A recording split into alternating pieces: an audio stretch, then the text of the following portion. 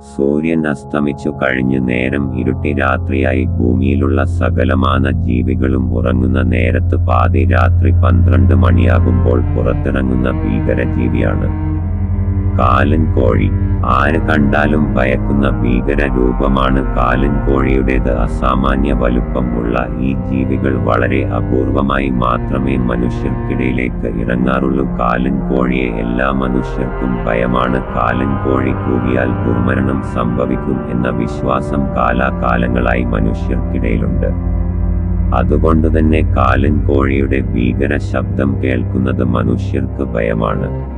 വളരെ ഉച്ചത്തിൽ ചെവി തുളക്കുന്ന രീതിയിൽ മനസ്സിനെ ഭയപ്പെടുത്തുന്ന തരത്തിലുള്ള ശബ്ദമാണ് കാലൻ കോഴിയുടേത്. വലിയ ശരീരവും വലിയ ചിറകും ഉള്ള കാലൻ കോഴികൾ അധിക ദൂരം പറക്കാറില്ല. ഏകദേശം മണിക്കൂറിൽ 60 കിലോമീറ്റർ വേഗതയിൽ പറക്കാൻ ഇവറ്റകൾക്ക് കഴിയും.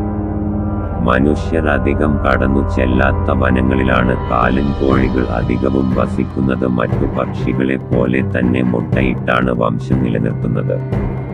വളരെ വലിയ മുട്ടയാണ് കാലൻ കോഴിയുടേത്. പണ്ട് വൈദ്യുതി ഇല്ലാതിരുന്ന കാലഘട്ടത്തിൽ കാലൻ കോഴികൾ ധാരാളമായി ഗ്രാമങ്ങളിൽ ഉണ്ടായിരുന്നു. പകൽ സമയങ്ങളിൽ ഇവ പുറത്തിറങ്ങാറില്ല. കാരണം പകൽ കാലൻ കോഴികളുടെ കണ്ണിന് കാഴ്ച കുറവാണ്. അതുകൊണ്ട് തന്നെ രാത്രിയിലാണ് സഞ്ചാരം. മാംസവും സസ്യവും ഭക്ഷിക്കുന്ന ജീവികളാണ് കാലൻ കോഴികൾ.